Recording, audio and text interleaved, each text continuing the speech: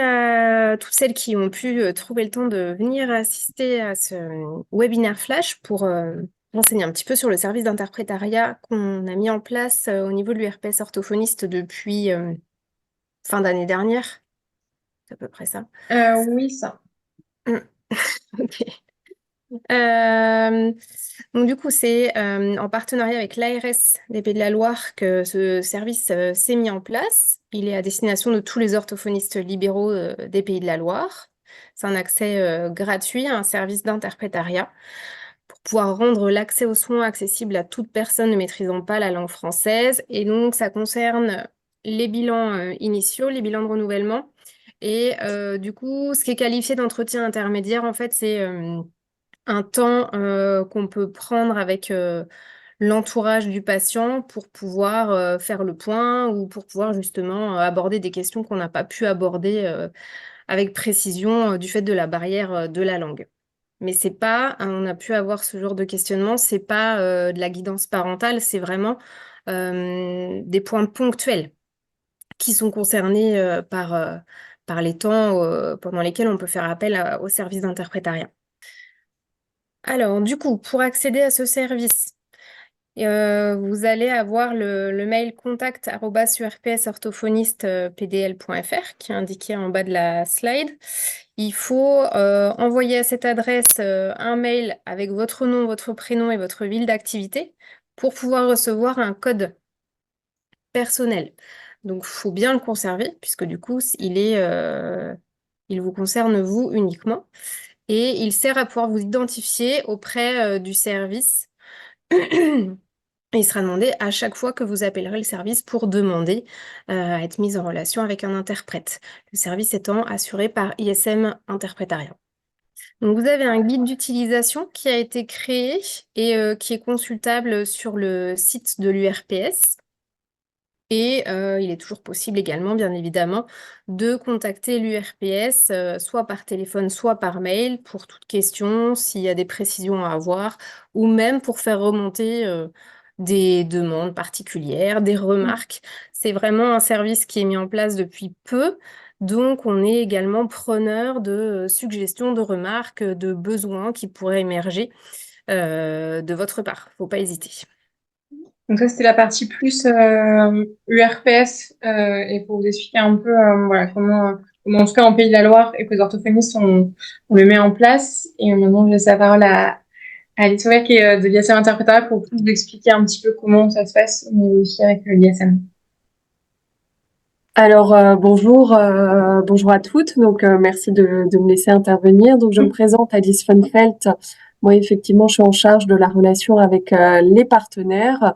Et l'idée aujourd'hui c'est de vous repréciser déjà un peu qui est ISM Interprétariat pour vous donner quelques éléments voilà, sur notre association et les interprètes qui interviennent. Et également comment est-ce que ça marche? Parce que voilà, comme ça a été pointé, c'est vrai que l'interprétariat c'est assez nouveau hein, sur l'URPS orthophoniste. Donc comment est-ce que ça fonctionne tout simplement?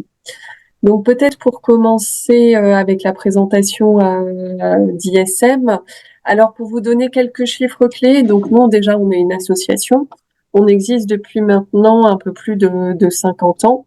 On intervient, notre objectif c'est lever la barrière de la langue pour permettre l'accès aux droits et on décline en fait cette mission sociale sur globalement des services d'interprétariat oral, des services de traduction écrite et on a également un service d'information gratuite juridique pour les migrants.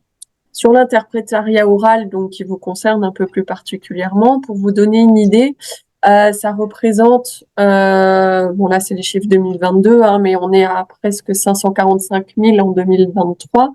Ça représente 2300 appels jour environ qu'on traite voilà, dans plus de 185 langues.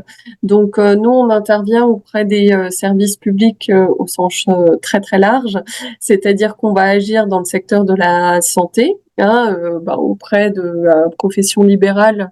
Donc, comme vous, on travaille aussi avec les médecins libéraux, hein, typiquement. En Pays de la Loire, on travaille auprès des médecins, des sages-femmes, des IDEL, etc. à travers les URPS à chaque fois. On intervient aussi beaucoup au niveau des centres hospitaliers. Donc là, pareil, sur l'ensemble du territoire français. On est en lien aussi avec les collectivités. Donc, ça va être les conseils départementaux pour tout ce qui est ASE ou PMI et notamment l'accueil des mineurs non accompagnés. Sur les collectivités aussi, les communes, avec on peut avoir le travail avec le PRE, les CCAS. On travaille aussi avec toutes les grandes instances du traitement de la demande d'asile, que sont l'OFII, l'OFPRA, la CNDA. Donc voilà, on couvre un champ finalement assez large. Et bien sûr, toutes les associations qui accompagnent généralement les personnes peu ou pas francophones, que ce soit par l'entrée de la précarité ou alors pour simplement l'accompagnement dans le parcours migratoire. Donc là aussi, un Médecins du Monde, MSF, etc. Donc tout ça dans 185 langues et dialectes, voire même un peu plus. C'est quelque chose qui évolue assez rapidement. Et surtout, nous, la particularité, c'est que 80% de notre activité, elle est réalisée par des interprètes qui sont salariés chez nous. On a évidemment aussi des interprètes qui vont être auto-entrepreneurs, un peu sur des missions ponctuelles, le soir et le week-end, et d'autres quand le volume d'interprétariat ne justifie pas, voilà, qu'on puisse travailler avec une personne sur un CDI. Pourquoi ce salariat est important? Parce que déjà, ça nous permet de former tout au long de leur parcours professionnel chez ISM nos interprètes aux spécificités de leur métier, parce qu'il y a à la fois des questions sur la forme, avec des enjeux de distanciation, de gestion de certaines problématiques, notamment de l'annonce de diagnostic, surtout de diagnostics graves en ce qui concerne la santé. Et sur le fond, là, on va les accompagner sur des thématiques un peu plus spécifiques. Voilà, notamment, on parlait des PMI, on a des formations propres à ça, propres aussi à la santé mentale, etc. Là, l'idée, c'est de venir équiper l'interprète avec le vocabulaire et la logique spécifique aux modalités d'intervention. On va pas en faire des professionnels de santé, bien sûr, mais il y a un enjeu pour eux de compréhension du domaine dans lequel ils vont intervenir, afin de pouvoir restituer au mieux le message du professionnel et d'accompagner au mieux la personne allophone. Après, nous aussi, l'ensemble de nos interprètes, là, qu'ils soient salariés pour le coup indépendants, s'engagent dans le cadre d'une charte qualité. Cette charte qualité, il y a 4 grands principes. Évidemment, la fidélité de la traduction, ça va sans dire. Il y a évidemment aussi tout ce qui concerne la confidentialité, le secret professionnel. Donc, bien sûr, tous nos interprètes y sont tenus. Ils ne vont pas répéter le contenu d'une consultation à qui que ce soit. Il y a bien sûr aussi un enjeu d'impartialité et de neutralité. C'est toute la problématique de l'interprétariat qui est à la fois un maillon indispensable pour que l'échange puisse avoir lieu, mais en même temps, il se doit d'être le plus neutre et transparent entre guillemets possible lors de ces échanges pour restituer le plus fidèlement ses prises de parole sans lui mettre de dimension subjective. Et enfin, le dernier point, qui est le respect de l'autonomie des personnes accompagnées, où là, évidemment, ça rentre dans un positionnement plus large, qui est de donner toutes les billes, finalement, à la personne allophone pour qu'elle puisse prendre la décision la plus éclairée possible pour la situation qui la concerne. Voilà. Un dernier petit point qui est pour dire que nous, on a lancé maintenant il y a 2 ans, un observatoire national sur l'intégration et l'accès aux droits des personnes migrantes, qui met en place chaque année, là, dans le cadre d'un programme 3D, où il y a des interventions un peu spécifiques sur plusieurs domaines dans les cadres duquel l'interprétariat est un enjeu, particulièrement la santé. Donc là, sur le module 3D qui s'est déroulé en 2023-2024, les enjeux de la santé ont déjà été abordés, mais vous pouvez retrouver en fait les replays sur notre site internet. Et au-delà de ça, nous, on va mettre en place une conférence le 23 avril, justement, plus spécifique sur les enjeux de la santé pour les personnes migrantes et le recours à l'interprétariat. Il y a notamment l'URML 44 qui va fort probablement intervenir. Donc là, c'est en cours de finalisation. Donc voilà, je pourrais vous repasser si vous le souhaitez tous les éléments pour vous inscrire, mais c'est aussi disponible sur notre site. Évidemment, nous, l'enjeu, c'est de pouvoir avoir un maximum de professionnels autour de la table pour croiser les regards et enrichir justement les échanges autour de ces problématiques-là. Donc voilà un peu pour une présentation rapide de notre structure. On va passer maintenant à plus concrètement comment ça se passe pour faire appel à un interprète par téléphone. Donc j'ai regardé un peu rapidement déjà quel était le recours à l'interprétariat pour votre structure. C'est vrai qu'il y a eu 11 appels depuis la mise en place de cette convention jusqu'à aujourd'hui. Les premiers datent de février 2023. Là, on est quasiment à 1 an de déploiement de cette convention. Et on est sur une durée moyenne à peu près des appels qui est quand même assez élevée, un peu plus d'une demi-heure. Donc, j'imagine qu'il est lié aux problématiques que vous avez abordées dans les temps d'échange qui étaient ciblés, qui sont des bilans, donc des échanges un peu plus complexes. L'interprétariat par téléphone, comment ça se passe? Déjà, premier point, c'est un service en direct. Donc, il n'y a pas besoin de prendre rendez-vous. Il suffit de contacter le numéro qui est indiqué sur la slide au moment de votre appel ou 5 minutes avant. Là, vous allez tomber sur notre coordination. Le coordinateur va vous demander le fameux code utilisateur qui était évoqué précédemment. Il va vous demander votre nom, prénom et votre fonction. Donc ça, c'est des éléments qui vont apparaître dans le relevé et qui vont aussi, en termes de statistiques, permettre de voir si, certains professionnels ont plus de recours parce que j'imagine le cabinet peut être situé dans un quartier prioritaire ou autre. Enfin voilà, des points qui s'expliquent ainsi.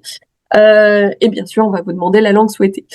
Si jamais vous avez un doute sur la langue demandée, il ne faut pas hésiter à le préciser au coordinateur parce que il va pouvoir soit essayer de vous aider à déterminer quelle est la bonne langue, soit il va se mettre en recherche d'un interprète polyglotte qui pourra, si nécessaire, switcher d'une langue à l'autre. Après, bon, si on se rend compte que malheureusement il y a une erreur dans l'analyse de la langue, voilà, que l'arabe c'est pas le bon qui a été identifié, que finalement il faut pas d'arabe du Maghreb, mais plutôt de l'arabe soudanais par exemple, ça il y a aucun problème, il suffit de rappeler la coordination pour être remis en relation avec un nouvel interprète dans la bonne langue. Voilà, normalement le temps de mise en relation il est très très rapide, on est sur 2 à 3 minutes au maximum. Ensuite pour l'entretien, ce qui est important c'est déjà avant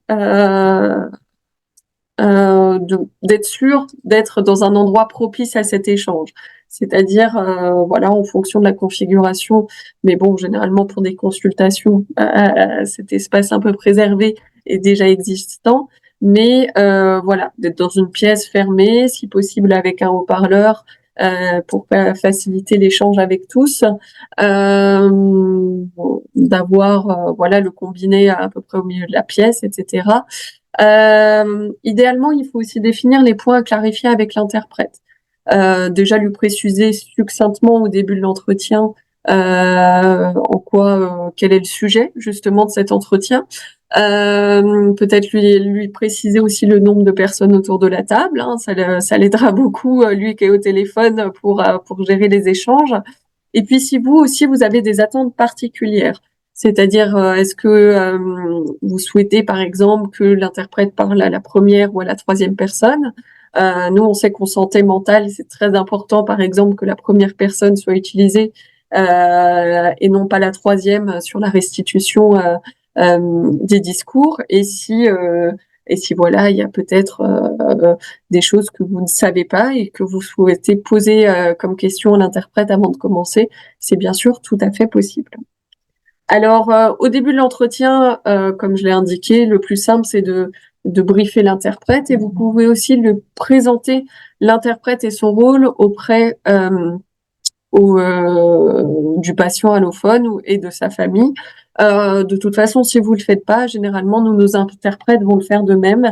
Ils vont indiquer que voilà, ils sont là pour fluidifier les échanges, qu'ils interviennent pour ISM, qu'il s'agit d'interprètes professionnels, etc.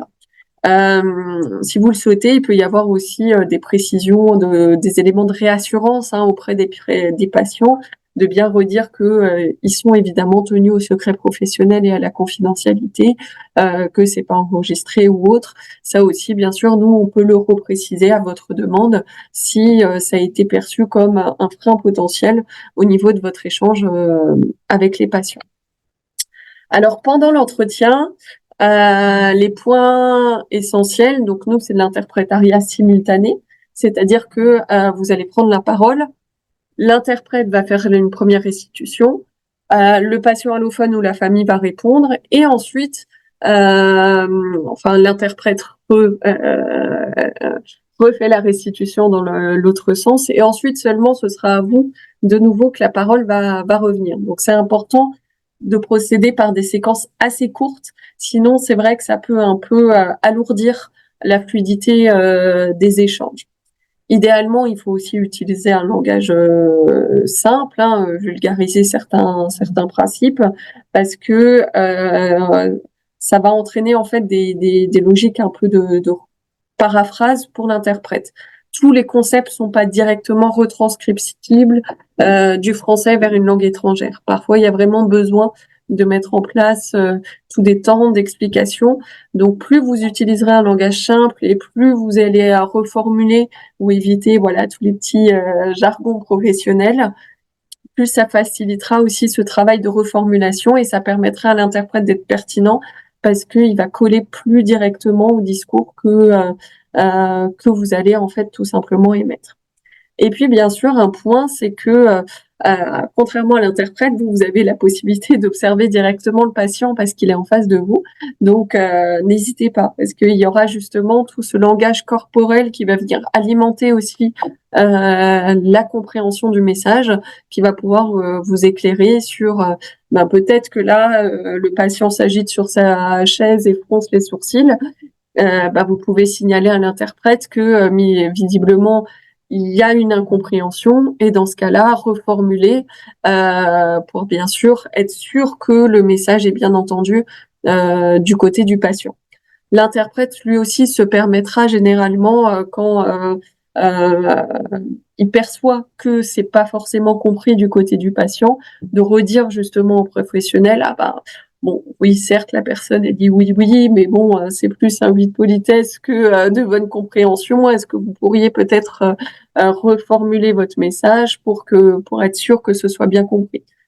Donc là aussi, n'hésitez pas à dialoguer avec l'interprète si nécessaire le long de l'échange, ou sinon vous pouvez le garder pour la fin de l'entretien. En fonction de la situation, à la fin de l'entretien, vous pouvez justement, comme j'évoquais, choisir de débriefer avec l'interprète ou pas. Par exemple, s'il y a eu des temps un peu longs d'échange ou alors une question posée directement du bénéficiaire à l'interprète, parce que ça arrive souvent en santé. Parfois, on a des personnes qui sont très contentes d'avoir quelqu'un qui parle leur langue, donc ils considèrent que c'est eux qui vont être l'interlocuteur à privilégier, alors que non.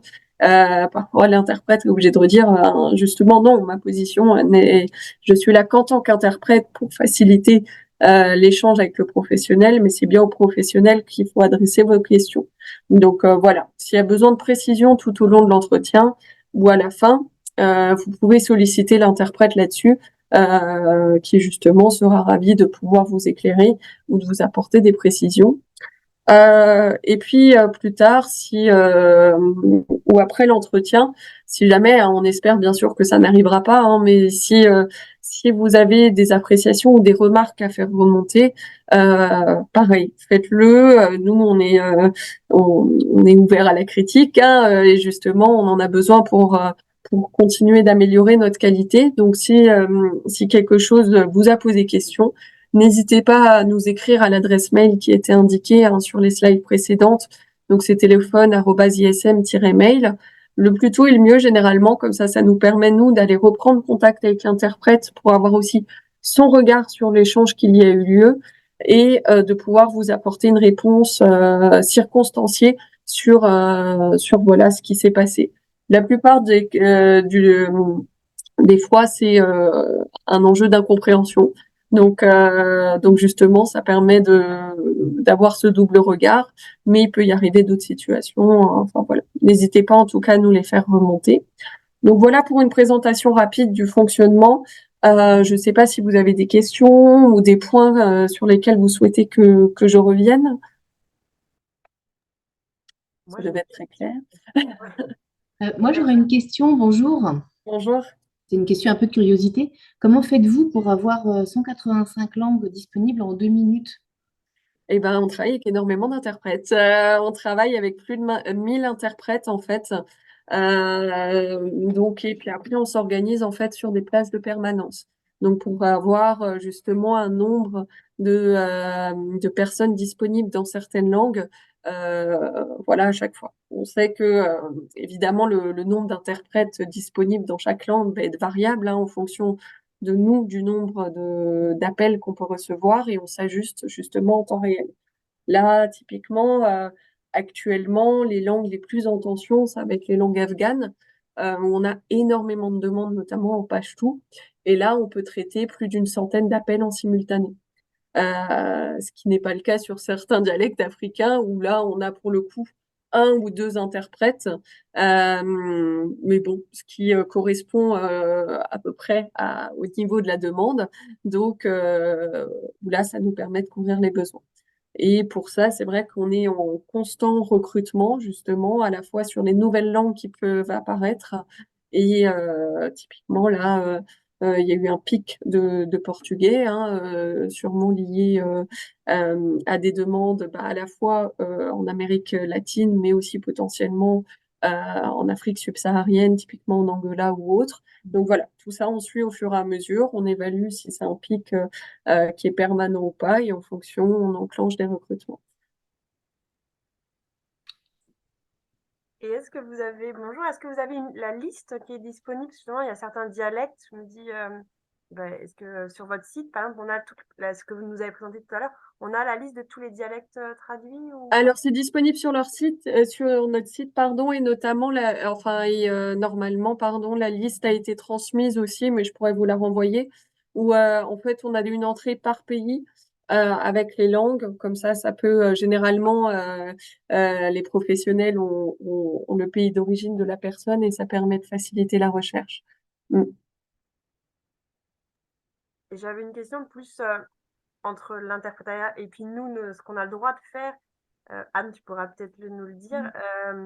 Justement, parce qu'on n'est pas encore habitué à ça, quelles infos on nous déconseillerait de donner? Enfin, on peut vraiment tout dire, parce que là, c'est vrai que le secret professionnel, même si vous dites qu'il y a ce secret, enfin, on n'est pas encore habitué à le faire. Du coup, voilà, enfin là, c'est surtout pour des enfants en plus, moi j'ai en tête.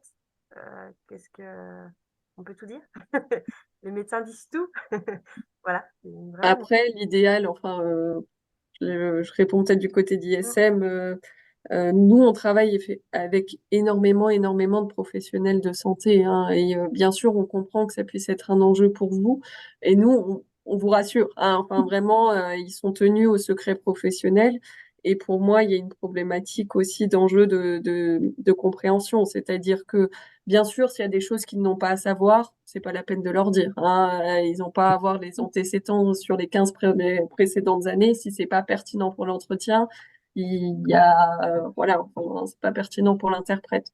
Mais après, tant que c'est une information qui est essentielle à la bonne compréhension à ce moment T pour l'échange, euh, nous, on n'a jamais eu, euh, c'est bien sûr des questions légitimes qui reviennent, mais on n'a jamais eu de problème de confidentialité avec nos interprètes. Justement, hein, ce qu'on constate plutôt, c'est que généralement, ces informations-là, elles vont être transmises à des membres de la famille qui vont faire office de faux interprètes. Donc, il vaut mieux que ce soit une personne lambda qui ait accès que un enfant qui a géré parfois un diagnostic pour ses parents ou autre. Parce que j'imagine que l'interprète nous demande sûrement pour les enfants le prénom, mais après, je sais pas, ça dépend aussi des cultures, mais nous, on va appeler les gens par monsieur et leur nom de famille ou madame.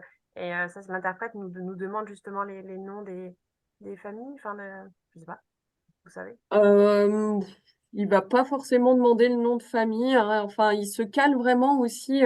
L'interprète, dans tous les cas, il s'adaptera à ce que vous souhaitez. Enfin, si vous, je sais pas, enfin, vous appelez juste le patient ou la patiente, monsieur, madame, il reproduira ça. Après, si vous souhaitez mettre le nom de famille, bien sûr, il le reproduira aussi.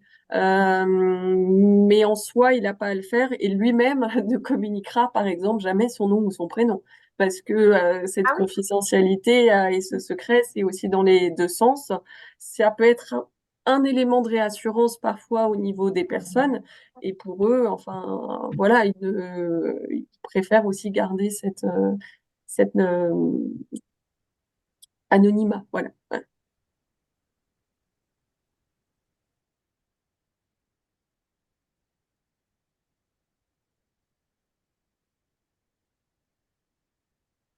Autre question? Moi, j'en ai d'autres. Je vous en prie. Ouais, je me profite, je trouve ça super. Enfin, voilà, c'est vraiment nouveau pour nous. Au niveau, pourquoi pas la visio? C'est justement pour pas connaître le visage de l'interprète, c'est ça? Ou Alors, parce que on fait vous aussi, parliez des signes, vous savez, en disant que nous, on doit décrire que le patient est en train de froncer les sourcils. Et voilà. Je... en fait, on fait aussi de l'interprétariat en visio. C'est vrai que dans le cadre du déploiement, enfin, et du travail en Pays de la Loire, c'est plutôt le téléphone qui a été favorisé. Après, ça peut aussi relever des modes d'intervention. C'est qu'actuellement, nous, la visio, c'est sur rendez-vous, au moins 48 heures à l'avance. Et le téléphone, bon, ça a l'avantage d'être direct. Bon, je connais plus la situation avec les médecins libéraux, mais c'est vrai que parfois, notamment, nous, on a certains professionnels de santé qui interviennent sur des passes ou autres, où, bien sûr, si des personnes sont en situation précaire, il y a des enjeux à pouvoir être sûr que la personne viendra au rendez-vous. Et pour ça, c'est quand même plus adapté d'être par téléphone, parce qu'au moins, on appelle quand il est sûr qu'elle est devant Ah nous. oui. Alors que sinon, nous, nos modalités d'intervention, faut que, bon, bah, ok, on prend rendez-vous, mais nous, si il y a un retard, ben, on vous le facture. Enfin, et s'il y a une annulation, on le facture aussi. Donc, voilà, sur les médecins libéraux, généralement, c'est parfois plus adapté. Après, on fait aussi de la vidéo, hein, bien sûr, hein, sur des entretiens aussi qui peuvent être assez complexes. C'est quand même plus agréable, hein, à partir de 1 heure d'échange au téléphone, ça demande quand même énormément de concentration pour nos interprètes. Donc, on essaie ouais, de favoriser à ce que la visio puisse être mise en place à ces moments-là. Mais ça, c'est plus au niveau de l'URPS. Enfin, j'imagine qu'il y a déjà peut-être un développement sur le téléphone avant peut-être d'envisager Non, c'était une une question quand vous diversification. expliquiez tout à l'heure l'histoire de, voilà, de décrire la personne. Il faut Mm. qu'on pense qu'on n'est pas habitué à l'interprétariat. Donc, et la dernière, c'était là, le lien avec l'URPS, quand on a le droit. Ce que moi, j'avais en fait en tête au départ qu'on avait le droit de les appeler, enfin, de vous appeler uniquement pour les bilans. Donc là, vous avez l'air d'avoir ouvert. Et du coup, ça serait quoi? On pourrait avoir 3 fois par an, 2 fois par an? Comment? Parce que vous dites, vous tracez, enfin, par personne. Puis après, on va y prendre goût. Non, mais pas toutes les séances, mais Ah non, bah, c'est par non, c'est exemple sûr. le bilan et puis un autre 6 mois plus tard, quoi. Enfin, ça me paraît pas aberrant, genre 2 fois par an. Là, j'ai une famille, je me dis, Non, est-ce c'est pas aberrant. Après, c'est juste que là, actuellement, bah forcément, on a disposé d'un budget donné, que- que on voit déjà comment les orthophonistes s'en emparent. Mm. Et donc, c'est vrai que c'est compliqué pour l'instant pour nous d'évaluer ce que ça va donner en termes de consommation par rapport à ce service et puis le besoin qui va en découler après. Donc, non, ça me paraît pas aberrant ce que tu estimes en termes Non, je trouve ça d'utilisation. super que ça soit ouvert à autre chose que le bilan, parce que là, quand ça s'est ouvert à la patiente auquel Ouais. le bilan Bah était oui, là, c'est pour ça que là, on avait réussi quand même à demander à l'ARS d'élargir au fait qu'on puisse faire un point un peu entre ah deux. oui, Oui. parce que justement, on leur avait expliqué le fait que nous, bah, quand on était parti sur 50 séances, on était parti sur 50 séances, et puis bah, c'était pas de bol, quoi. Bah oui, Donc, voilà. ils n'avaient pas cette notion-là, et c'est ce qui fait qu'ils ont été plutôt compréhensifs et qu'ils ont bien voulu rajouter ce point intermédiaire en plus. Mais après, voilà, il n'y a rien qui est particulièrement fermé pour l'avenir. C'est vraiment en phase de test, en Bah, fait, c'est ça. pour l'instant. C'est pour ça que je dis que c'est très intéressant de pouvoir avoir aussi vos retours, s'il y a des perspectives, des idées. Enfin, faut pas hésiter à faire suivre un peu tout ça. Mhm. Ah, c'est top. C'est super. Je suis vraiment désolée, je dois vous laisser, mais c'était très très clair, moi, j'ai trouvé. Et vraiment, alors je suis partie de l'URPS, mais je trouve que c'est un super service, quoi, vraiment. Donc voilà. Merci beaucoup en tout cas. Je suis vraiment désolée, je dois me déconnecter. Merci Anne. Est-ce qu'il y a d'autres questions ou est-ce qu'on clôture pour tout le monde? Je vous ferai sur la présentation et puis la plaquette aussi avec toutes les langues, enfin, que vous ayez toutes les informations à la suite du webinaire. Bah, merci à vous en tout cas pour à tout le monde pour votre présence. Merci à Madame Bonnefeld également.